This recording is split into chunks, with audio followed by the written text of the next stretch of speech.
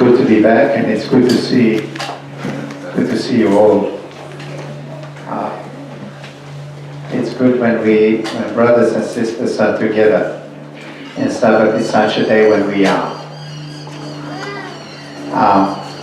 Look, we have gathered here to praise, to worship, to share our experiences, to encourage each other on the walk, and especially to be fed by the Word.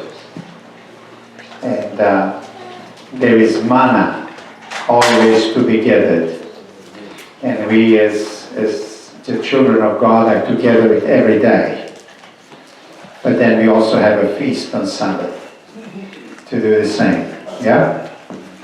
So let's engage with manna today and eat. Yeah? You ready?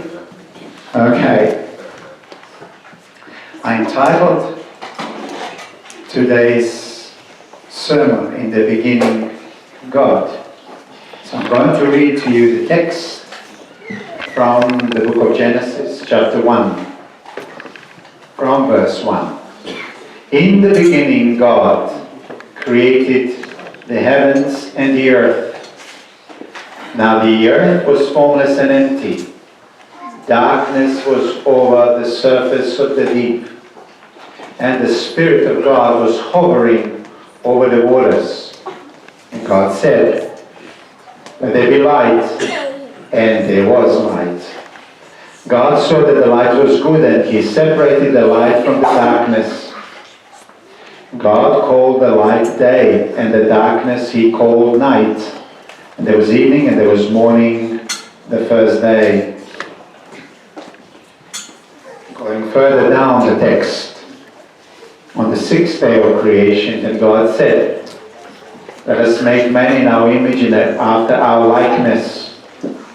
So God created man in His own image. In the image of God He created him, male and female He created them. God saw all that He had made, and it was very good. And there was evening and there was morning the sixth day." Well, here are three things we are going to cover today. Number one, in the beginning was God. Now here is, what is the implication of this? In the beginning there was God. More specifically, in the beginning was God, Creator. What are the implications of this for us as creatures? Number one. Number two, before the beginning of our planet and universe, there was love. There was love. What does this tell us about God and our nature? What does this tell us about God's nature and our nature?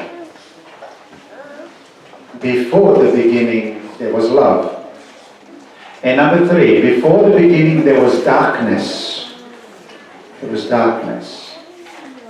So, we are asking a question, how do we deal with the darkness of sin? So, in the beginning was God. This text, so simple yet so profound, tell us that because of this, in the beginning was God, this gives us a meaning and purpose. Because if there is no God, if in the beginning there was no God, then there is no meaning and there is no purpose. So the very first statement given in the Bible gives everything that is created, including us as the crown of creation, the meaning and the purpose. There was a man, a thinker. They called them philosophers. He lived in France. His name was Jean-Paul Sartre, who was an atheist. And at that time in Europe, many atheists were rising. But he was honest when he spoke about the meaning and purpose. And this is what he said: if there is God and we are made, then we have meaning and purpose. And then he compared it, a knife that cuts paper. I don't know if you've seen that. He says the only reason you would make something like that is if the thing that you have made is purposefully made. Otherwise, sometimes you can pick up something and you will ask a question: what is this? Why are you asking that question? Because in your mind you are thinking everything that is there for a purpose, don't you? You understand? And it is made by somebody for a certain purpose. So Jean-Paul Sartre understood this, atheist, a philosopher, understood that things that are made for purpose. They're not purposeless. He understands that. He's intellectually honest, at least. Paper knife is made to cut paper and not stone. There is a purpose for it. So we are created for a certain purpose. Then he says, if God did not create us and we are not here for a purpose, then there is no need to talk about right and wrong, good or bad. If there is no purpose, if there is no meaning, then there is no morality. There is no guiding principles. There's no such a thing as wrong or right, good or bad. If there is no God and you don't believe in God, then there is no truth. And all things are permitted. However, it is really interesting that nobody lives as if there is no right and wrong, good or bad. Nobody lives as if everything is permitted. Even atheists themselves. We live in according to Genesis 1 and Romans 1. And remember, Genesis 1 starts, in the beginning, God created heavens and the earth. And then Romans says, for ever since the world was created, people have seen the earth and sky through everything God made. They can clearly see His invisible qualities, His eternal power and divine nature, so they have no excuse for not knowing God. Somehow it's been imprinted within us. We know deep inside that we are made for purpose and for meaning. Look at eagle. Who can deny the fact that eagle was designed to fly? Nobody can. You can see that it was designed to fly. An eagle is free if it submits to its design. If it goes against its design, finished. We are free when we surrender to our designer and purpose for which we are created. Wouldn't you agree with that? Mm-hmm. Do you really want freedom? Then you need to find what God made you for and then realize it. And then realize it. So here is a question. How do we do that? How do we do that? How do we live in accordance to the design by which God created us? Fulfilling the meaning and purpose for which He created us. When the eagle does it, you just admire it. But it stays within the bounds of a design and fulfills its purpose in the same way for us. But how is it for us? How do we find true freedom and true purpose? Well, there is. I would say there is a general one. There's a general one, which is morality. It's imprinted in each one of us. And it is expressed by God Himself. We do things by the moral imprint within ourselves, as well as the one that God revealed to us through His Word, and specifically through 10 Commandments. So morality is both within us and outside of us, given by God, imprinted by the Holy Spirit. That's God's design. Work. God made us to work. At the beginning, God was working first day, second day, third day, fourth day, fifth day, sixth day, and He said, rest on the seventh.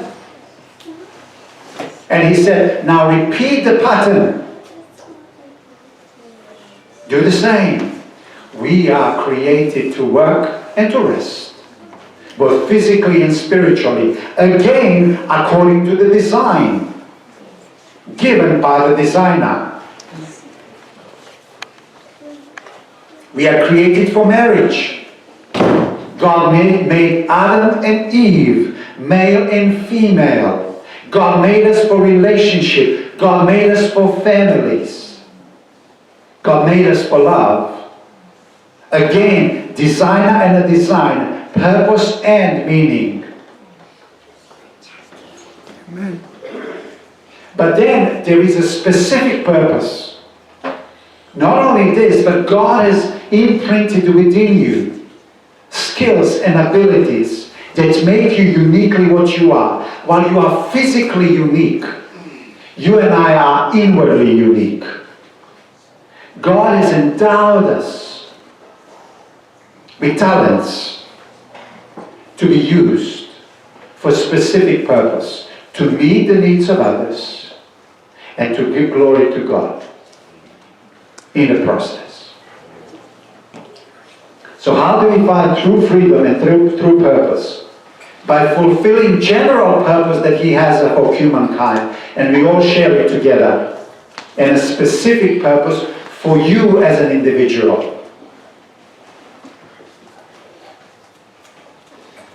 So that's the first statement. In the beginning, there was God. Now, number two. Before beginning, there was love. And we see it on the pages, the first pages of the Bible. You infer from the first pages of the Bible that there was love before the beginning. And what are the implications of this? Let's look at the text so that we can see that this is clearly so. In the beginning, God created heavens and the earth. Now the earth was formless and empty. Darkness was over the surface of the deep, and the Spirit of God was hovering over the waters. And God said, let there be light, and there was light. And God said, now, is there any other text in the Bible that we find that connects on this text and builds on this text? Do you know any? Mm-hmm. What is it?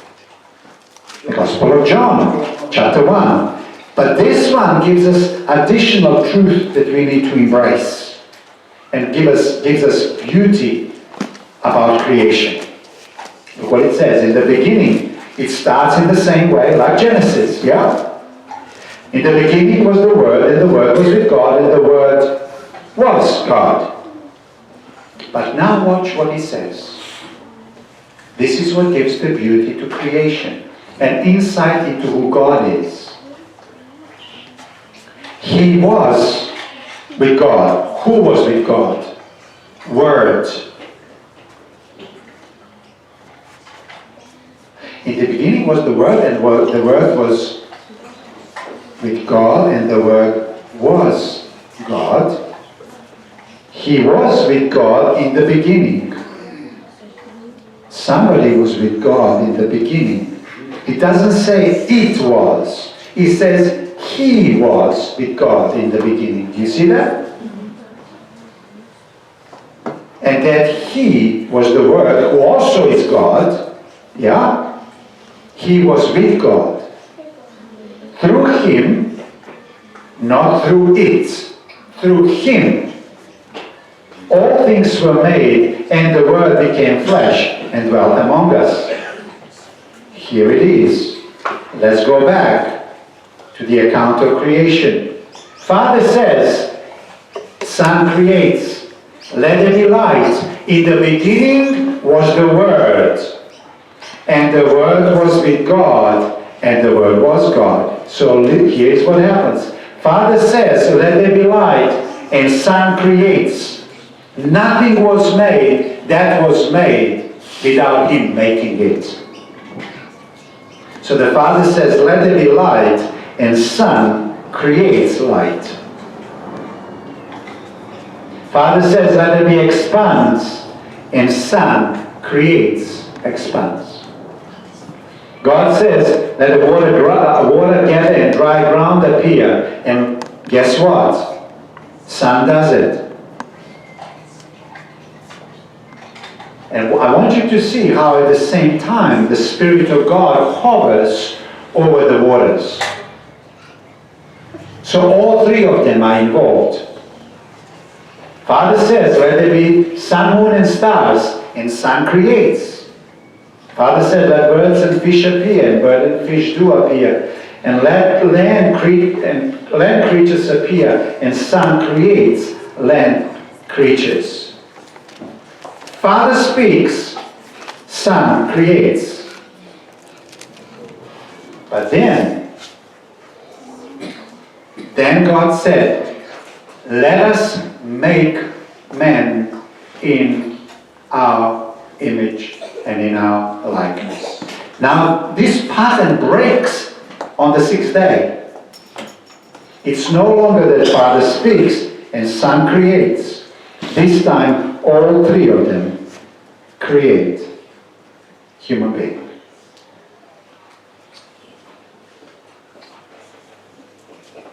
God the Father, the Spirit, and the Word of God, the Son. What are the implications of this? Father speaks, Son creates, Spirit hovers in all that was created. Father, Son, and Spirit all create a man. This is what we learn. Number one, that the power and beauty of relationships within Godhead were present before creation was a display. They are in a relationship together.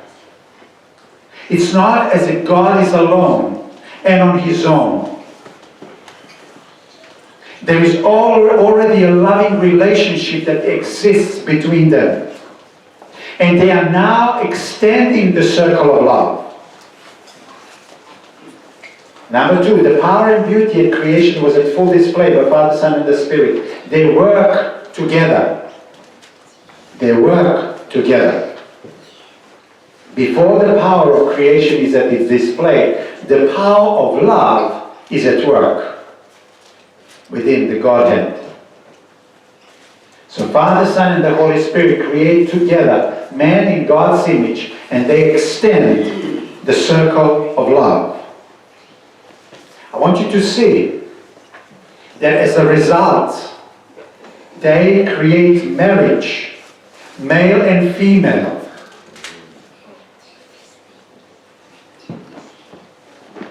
As a crowning act of creation, as a representation of who God Himself is. Because already within Godhead there is love. And when they create human beings, as a crowning act of creation, they create male and female. So love and the circle of love is extended. And at the end, what you find is that God set aside a day called Sabbath, when man and woman, humanity, is to spend time together in loving relationship and in loving relationship with God Himself. Therefore, Sabbath becomes so important. It's celebration of God. It's celebration of God's love given to us. Isn't this amazing? In the beginning was God.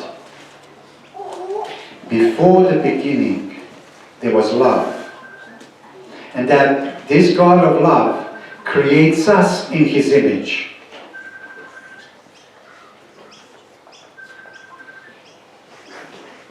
Our God was always in a loving relationship. He created us for loving relationship, which is marriage and friendship. He wants us to maintain and deepen loving relationship. And Sabbath is given for that specific purpose. To deepen our love for God, to understand more of who God is, and to deepen love for one another. So creation story teaches us firstly that power of love comes first, and that power of creation then follows. It teaches us that Father, Son, and Holy Spirit are sovereign and serving, glorifying, and oriented towards the other. Father speaks, Son creates, Spirit hovers. This teaches us that we need to be not self-oriented, not selfish, but oriented towards the others. Amen. This is the antidote against sin. Father is never self-glorifying. Son is never self-glorifying. Holy Spirit is never self-glorifying. You always see Jesus when He comes, He glorifies the Father and Spirit. Spirit always glorifies the Son. They are never in self-glorification. When Satan came, he disturbed the whole universal system of how the universe works. And he becomes so self-absorbed, so selfish, so self-centered. Creation story tells us about love. And love is always towards the other. So narcissism has nothing to do with God. There's so much that this text speaks against narcissistic culture of ours that is prevailing society today.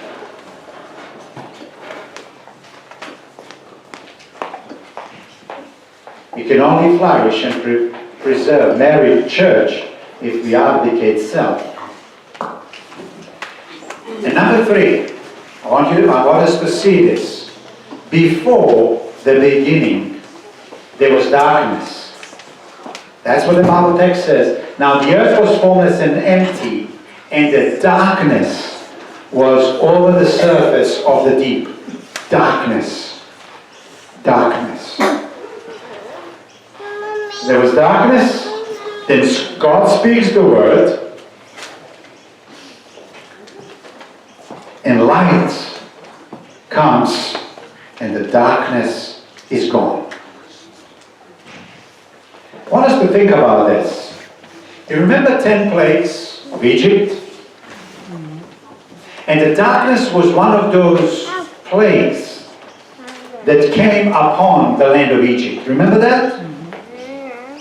Remember that? Pharaoh was stubborn in the face of the mighty works of God. One after the other, they followed on the heels of the other. But he was stubborn. You know, Pharaoh was a typical atheist, or agnostic, if you will. Do you know why? Here was his attitude. Here was his attitude. He regarded those plagues as natural disasters. Water to blood, frogs died, gnats, flies, cattle died, boils, fire, hail, locusts. And he regarded all of that as nothing but just a pure bad luck. One happening after the other. There's no God. This is just natural disasters.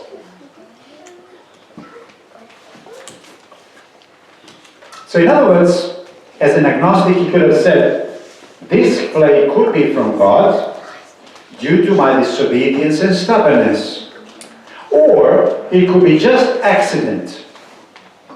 Nothing but pure bad luck. And do you know how many people are like Pharaoh? Who are just agnostic. And just don't see it. Or don't want to see it. You see, if there is God, then there is purpose.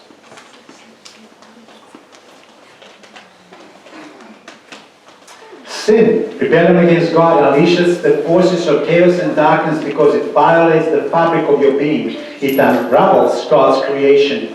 Plagues are unraveling of God's creation until we come to darkness. Do you see that darkness comes much later on? And here is a point. Here is a point. We all know that it's not good to smoke. Yeah. True? We know that. But somebody may. You start to unleash the forces of chaos and darkness into your life.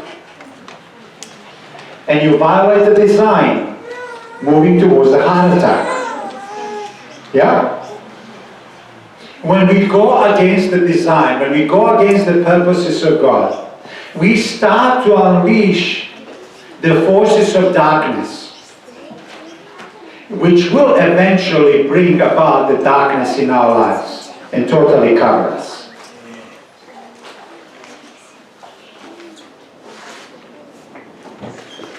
You shall have no, let me give you a few examples of this. You shall have no other gods before me, God said. And we hear it, we register it, we understand it, but we still do. Because very often, some cherished idol wins a victory and gets the first place in our lives and replaces God. Whatever that idol may be. But you know what? No thunderbolt will strike you because of that. It's just not going to happen, typically. Normally, it's just not going to happen. Sometimes maybe, but normally no. What happens, there is just simply a gradual underdoing that happens in your life. You don't even realize that you have unleashed powers of darkness in your life. They are gradual, they are incremental, but they will reap its harvest.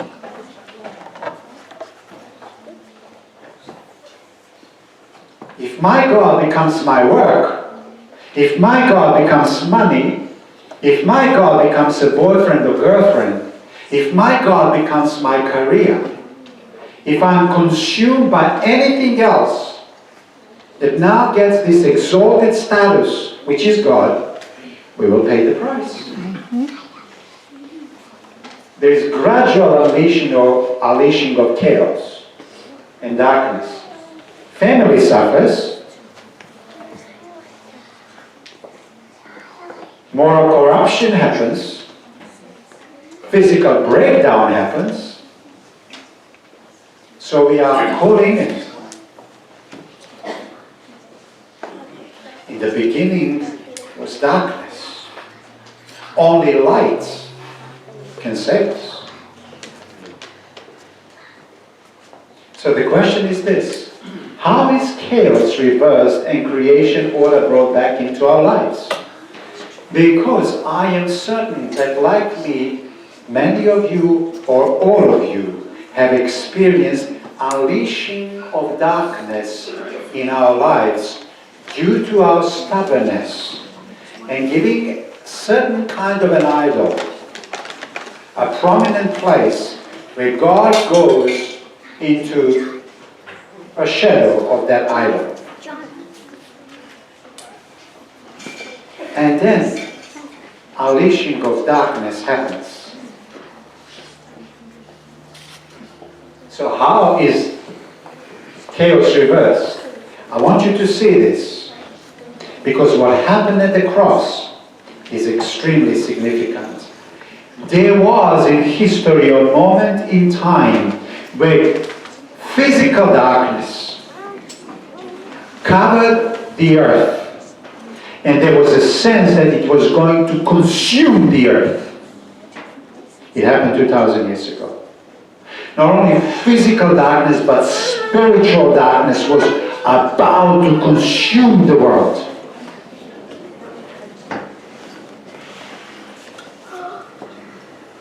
From the 6th hour to the 9th hour, darkness came over all the land. And the 9th hour, Jesus cried, my God, why have you forsaken me? Physical darkness, spiritual darkness, hovering around and coming into the very being of Christ. And he crying out from the darkness of his soul, my Father, why have you forsaken me? Darkness.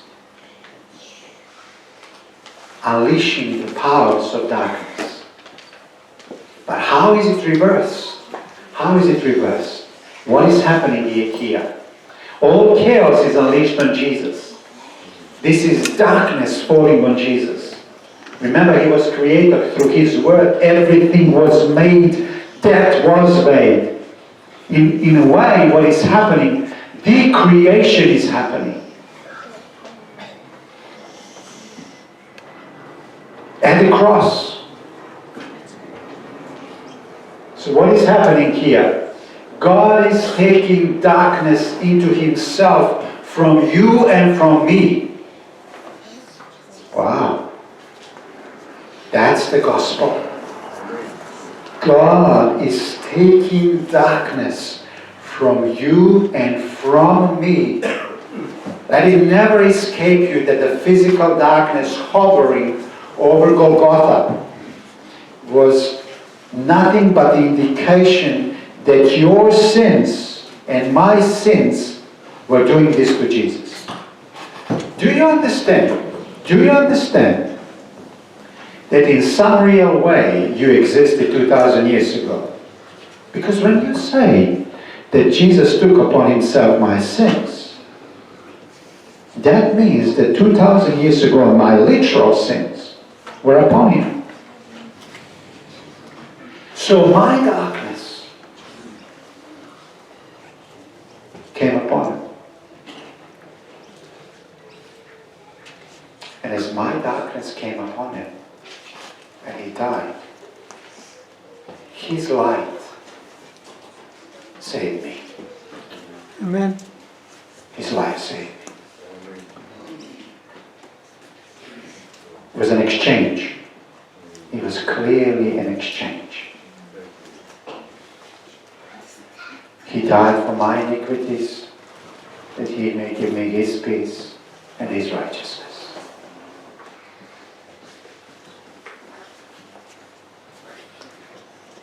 So what are we to do? Here's what we are to do. Accept the word of salvation.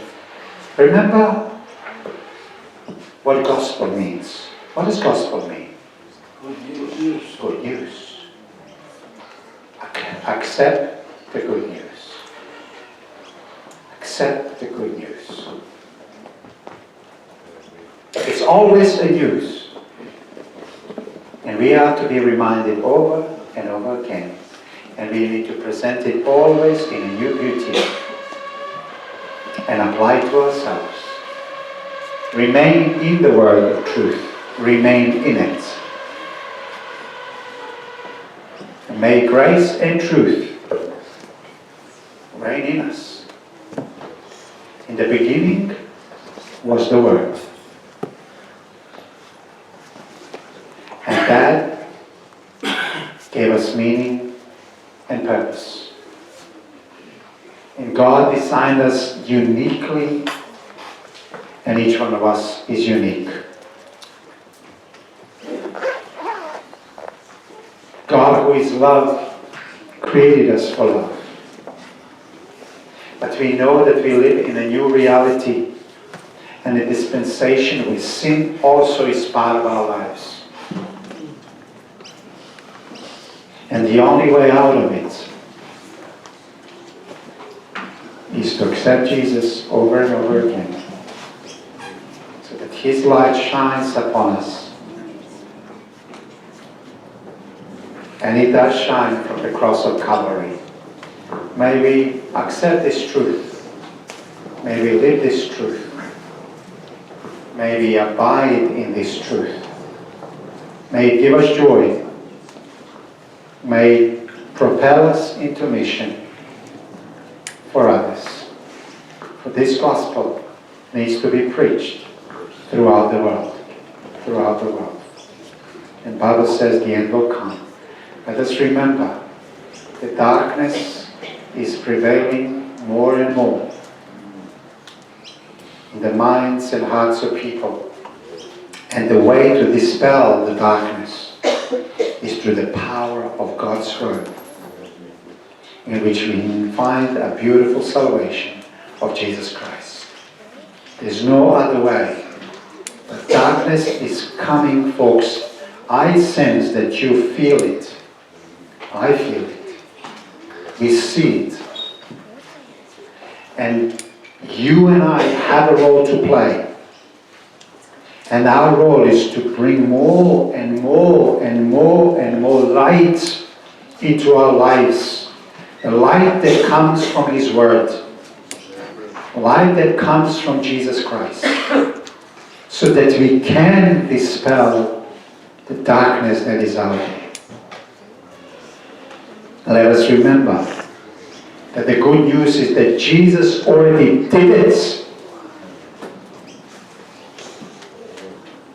And therefore people need to know, to come to know Him. May God bless us. And may we be a shining light of God's love and God's truth in a world that is so prevailing in darkness. This is my prayer. Amen. Closing hymn.